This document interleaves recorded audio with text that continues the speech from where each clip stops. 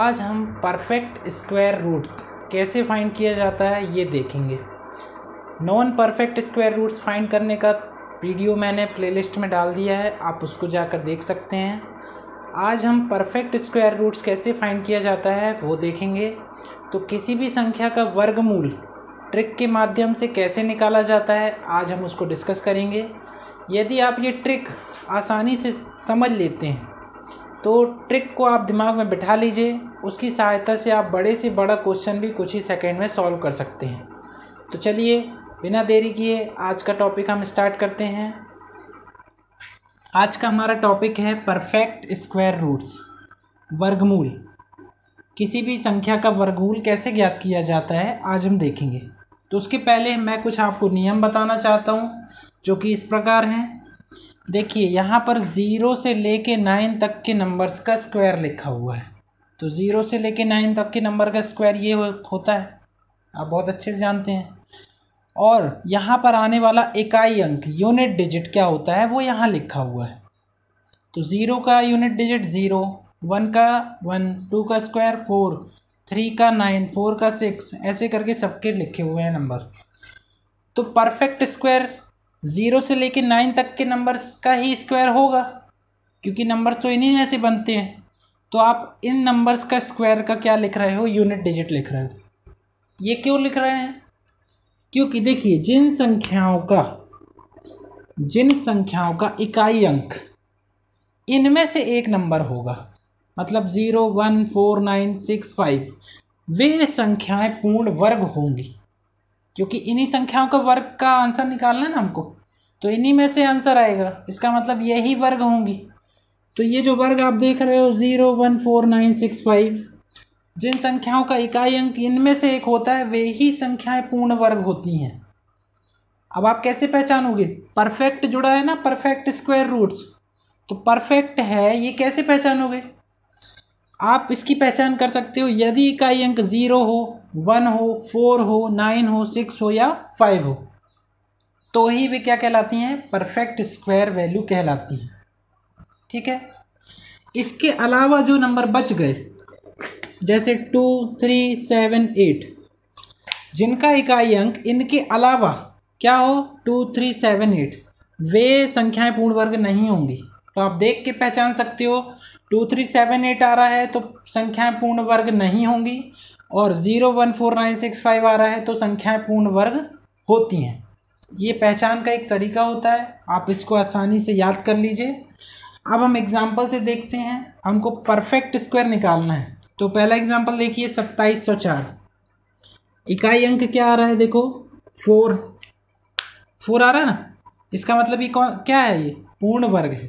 क्यों? इनमें से आ रहा है एक डिजिट, इनमें से आ रहा होता तो हम पहले ही बोल देते हैं परफेक्ट स्क्वायर नहीं है, लेकिन इनमें से आ रहा है तो हम क्या कह सकते हैं? ये परफेक्ट स्क्वायर है। अब किसका परफेक्ट स्क्वायर है ये आपको समझना है। देखिए मैं आपको बता रहा हूँ, ट्रिक आप बहुत अच्छे से समझ लीजिए। एक बार आपको ट्रिक समझ में आ जाती है तो आप आसानी से बड़े नंबर का कुछ ही सेकंड में आंसर निकाल सकते हो। तो एग्ज़ाम में आपको बहुत हेल्पफुल होगा। और एग्ज़ाम में इतना समय नहीं होता है हमारे पास कि हम एक क्वेश्चन को ही लेकर बैठे रहें। वहाँ पर तो 30 सेकंड 20 सेकंड में हमको पूरे क्वेश्चन का आंसर निकालना होता है, क्योंकि और भी सेक्शन होते हैं जिनको टाइम देना होता है। तो सबसे ज़्यादा टाइम कंज्यूमिंग होता है मैथ्स में, क्योंकि वहाँ कॉन्सेप्ट समझने के बाद भी आपको क्वेश्चन को सॉल्व करना पड़ता है, तभी आंसर आएगा। इसीलिए आपको ट्रिक्स पता होना बहुत ज़रूरी है। तो आप वर्गमूल की ट्रिक अच्छे से देख लीजिए ताकि एग्ज़ाम में कुछ ही सेकंड में आप आंसर निकाल सको। आज का पहला एग्जाम्पल है √2704। आपको इसको चेक करना है कि पहले तो आप ये देखिए कि परफेक्ट स्क्वायर है कि नहीं। तो नियम आपके सामने लिखा हुआ है। देखिए इनमें से एक नंबर है, इकाई अंक 4 है, तो ये क्या हो गया? परफेक्ट स्क्वायर है। अगर इसमें से एक होता तो परफेक्ट स्क्वायर नहीं होता। एग्ज़ाम में 99% जो सवाल आते हैं वो परफेक्ट स्क्वायर से ही आते हैं, मतलब पहले वाले नियम से आते हैं। तो आप 2 नियम याद रखो। आप देख के कैसे बता सकते हो कि परफेक्ट स्क्वायर है कि नहीं? आपको इनमें से एक डिजिट देखना है, अगर ये डिजिट है इसके इकाई अंक में तो परफेक्ट स्क्वायर है। अगर इनमें से एक है तो परफेक्ट स्क्वायर नहीं है। एग्ज़ाम में यही सवाल ज़्यादातर पूछे जाते हैं, 99%। 1% चांसेस होते हैं कि ये वाला सवाल आ जाए, तो नॉन परफेक्ट कहलाएगा ये। इसके लिए मैंने एक वीडियो अपलोड किया है, वो आप प्लेलिस्ट में जाके देख सकते हैं कि नॉन परफेक्ट वैल्यूज़ को कैसे सॉल्व किया जाता है। लेकिन ज़्यादातर सवाल यहीं से बनते हैं, इसलिए आपको ये ज़्यादा इम्पोर्टेंट, इसको अच्छे से याद करना है। देखिए 4 आ रहा है, इसका मतलब ये परफेक्ट स्क्वायर है, लेकिन किसका परफेक्ट स्क्वायर है ये हमको पता नहीं है। तो नियम अच्छे से समझिए, ट्रिक देखिए, ट्रिक समझा रहा हूँ आपको। सबसे पहले आपको 2-2 के पेयर बनाना है। 2 के पेयर कहाँ से बनाना है? इकाई अंक से। तो 0 और 4 पेयर बन गया। अब 0, 4 यहाँ पर देखिए किसके नंबर में इकाई अंक 4 आता है? 2 में आ रहा है 4 और 8 में आ रहा है। तो आप यहाँ पर ले लीजिए 2 और 8। Is that clear? 2 और 8 मतलब यूनिट इकाई अंक इस संख्या का क्या हो सकता है? या तो 2 हो सकता है या 8 हो सकता है। अब 4 को आप छोड़ दीजिए, अब क्या लेना है? 27। 27 को ले लिए। 27 कौन सी संख्या के वर्ग के ज़्यादा करीब है? यहाँ देखिए 5 का वर्ग कितना होता है? 25। तो 27 किसके वर्ग के करीब है? 5 के वर्ग के। इसके वर्ग के 5 के 25, ये 25 के ज़्यादा करीब है ना, तो यहाँ पर 5 को कंसीडर करेंगे हम। ये आगे अब हमें 2 आंसर मिल गए, या तो ये 52 का स्क्वायर होगा या फिर 58 का स्क्वायर होगा। पर अभी भी आंसर नहीं आया है, क्योंकि इन दोनों में ही तो आंसर निकालना है, 52 या 58, इन दोनों में से किसी एक का वर्ग है। तो आगे की ट्रिक ध्यान से समझिए। आगे हमें क्या करना है? इस 5 को ले लेना है इनटू इस 5 के साथ इसके आगे वाले नंबर का मल्टीप्लाइड। इसके आगे वाला नंबर कितना होगा? 5 + 1 मतलब 6। तो 5 × 6 कितना आ जाएगा? 30। इस 30 को इस 27 से, मतलब यहाँ जो नंबर होता है उससे आपको क्या करना है? तुलना। कैसे तुलना करना है? 27 जो है वो 30 से क्या है? छोटा है। तो छोटा है तो छोटा वाला आंसर, बड़ा होता तो बड़ा वाला आंसर, लेकिन छोटा है तो छोटा वाला आंसर। देखिए स्टूडेंट, यही तरीका है। इसको मैं फिर से रिवाइज कर देता हूँ। सबसे पहले आपको क्या देखना है कि ये परफेक्ट स्क्वायर है कि नहीं। नियम ये है, अगर इनमें से एक नंबर है तो परफेक्ट स्क्वायर होगा, इनमें से एक नंबर है तो परफेक्ट स्क्वायर नहीं होगा। तो चूंकि 4 है तो परफेक्ट स्क्वायर है। तो हमको 2-2 के जोड़े बनाने हैं। 2 के जोड़े बना लिए आपने। 4 काय में आता है? 2 में आता है और 8 में आता है। 2 और 8। अब यहाँ वाला डिजिट लेना है, वो भी जोड़े के साथ, जितना बच गया पूरा ले लेना। तो 27 आ गया। 27 किसके वर्ग के करीब है? 5 के वर्ग के। तो 5 के वर्ग के करीब है तो यहाँ 5 हो सकता है या फिर यहाँ भी 5 हो सकता है। तो अभी भी 52 और 58 दो आंसर मिले। उसको कैसे सॉल्व करोगे आप?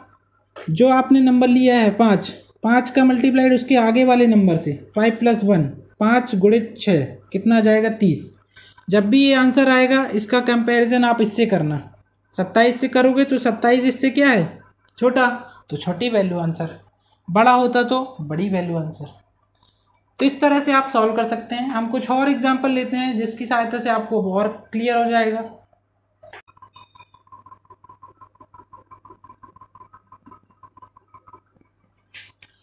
देखिए सेकंड एग्जांपल है √1089। सबसे पहले चेक करिए परफेक्ट स्क्वायर है कि नहीं। देखिए नियम 9 आ रहा है, परफेक्ट स्क्वायर है। अब हम जोड़े बनाएंगे। दो नंबर ले लिए हमने, तो 89। तो आप यहाँ से 9 देखिए, 9 आ रहा है। कौन कौन किस किस के पहाड़े में आता है 9? देखो स्क्वायर में 3 के और 7 के। यूनिट डिजिट आ रहा है 9। तो आपको क्या करना है? 9 काय में आता है? 3 के वर्ग में आता है या 7 के वर्ग में आता है? क्लियर। अब आपको क्या लेना है? 10। 10 किसका वर्ग के करीब है? 10 3 के वर्ग के करीब है। 9 आगे ना, इसका मतलब यहाँ पर क्या हो सकता है? 3 हो सकता है। 3 के वर्ग के करीब है, तो आंसर या तो 33 होगा या 37 होगा। अब इन दोनों में से कौन सा आंसर है, उसके लिए मैंने आपको बताया ये जो नंबर आपने लिया है 3, उसको उसके आगे वाले नंबर से मल्टीप्लाइड, मतलब 3 + 1 से, तो 3 इंटू क्या हो जाएगा 4, तो कितना आ जाएगा 12। इस 12 को इस 10 से कंपेयर करिए। 10 क्या है 12 से छोटा है, इसलिए छोटा वाला आंसर। बड़ा होता तो बड़ा वाला आंसर, छोटा है तो छोटा वाला आंसर। आइए कुछ और एग्जांपल देखते हैं।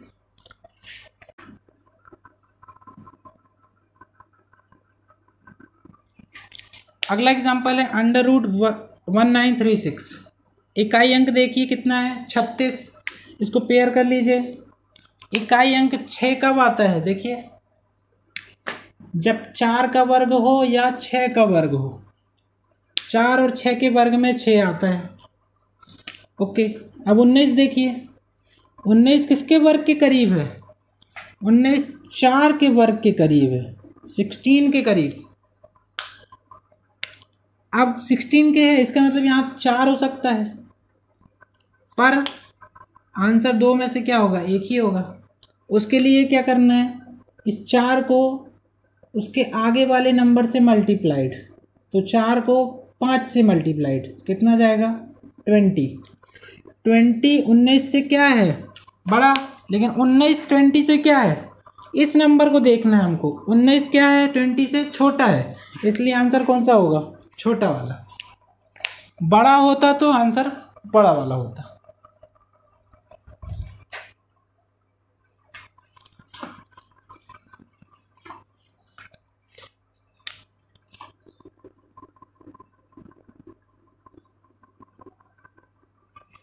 ये एग्जांपल देखिए, यहाँ पर भी यूनिट डिजिट क्या है 6, 2 अंक ले लेना है। 6 किसके स्क्वायर में आता है, 6 आता है 4 के स्क्वायर में और 6 के स्क्वायर में। 57 देखना है, 57 किसके वर्ग के करीब है, 57 किसके वर्ग के करीब है, ये 7 के वर्ग के करीब है। 7 का वर्ग कितना होता है 49, इसका मतलब यहाँ पर क्या आएगा 7। पर इन दोनों में भी अभी कौन सा आंसर हो सकता है, तो नियम क्या है, जो 7 आया है उसको उसके आगे वाले नंबर से आप क्या करेंगे मल्टीप्लाइड, तो 7 × 7 + 1 8, कितना आ गया 56, है ना। तो 57 को 56 से कंपेयर करो आप, यहाँ पर 57 56 से क्या है ज़्यादा है, तो इसलिए आंसर कौन सा होगा, ज़्यादा वाला, बड़ा वाला। 57 बड़ा है 56 से, तो आंसर कौन सा होगा, बड़ा वाला, मतलब 76 इसका स्क्वायर रूट, पर वर्गमूल क्या है, इसका वर्गमूल क्या है 76।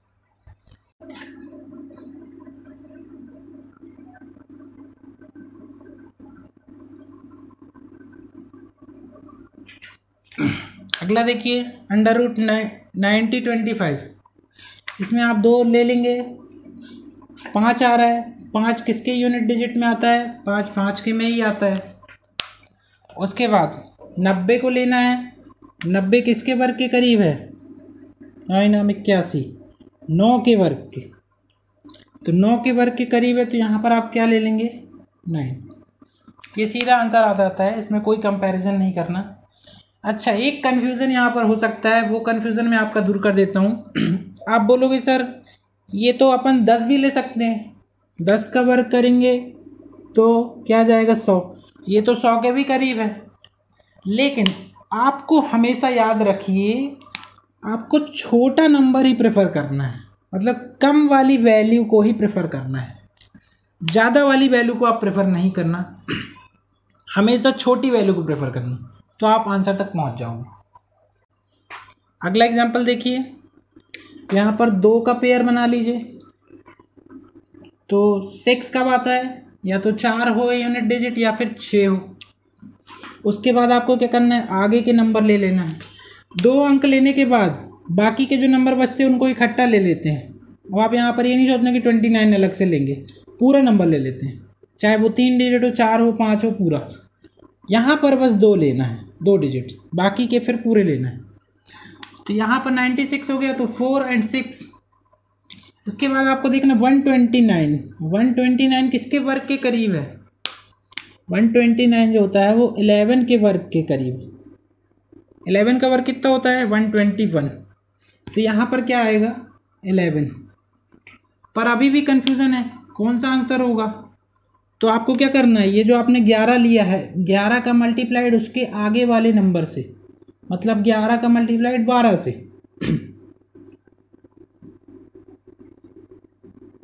ये कितना जाएगा? 132। इस 132 को इससे कंपेयर करिए 129 जो यहाँ पर नंबर होता है, उससे कंपेयर करोगे आप, तो 129 क्या है? 132 से छोटा है, तो आंसर छोटा वाला होगा। इस तरह से आप बहुत बड़ी बड़ी संख्याओं का वर्गमूल निकाल सकते हैं, वो भी बहुत आसानी के साथ। ठीक है, तो इस नियम को याद रखिए। इस नियम की सहायता से आप क्वेश्चन को आसानी से और बहुत जल्दी सॉल्व कर सकते हैं। इस नियम को बार बार रिवाइज करिए। बड़े बड़े नंबर्स का आप स्क्वायर रूट लीजिए, वर्गमूल, और इस ट्रिक को अप्लाई करके देखिए।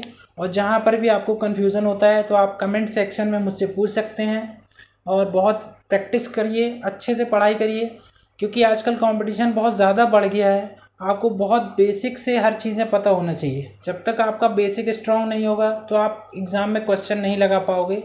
और एग्ज़ामिनर हर तरह के क्वेश्चन बना रहा है, आजकल एग्ज़ाम में हर तरह के क्वेश्चन पूछे जा रहे हैं, तो टफ़ से टफ़ क्वेश्चन भी बना दे तो हमको आसानी से सॉल्व कर सकें उसको, ताकि हमारा सिलेक्शन हो सके। तो आप अपना बेसिक बहुत स्ट्रॉन्ग करिए, इन फार्मूलेज़ को बहुत अच्छे से याद करिए। और नॉन परफेक्ट स्क्वायर को अगर आपको देखना है तो वो प्लेलिस्ट में जाकर देख सकते हैं।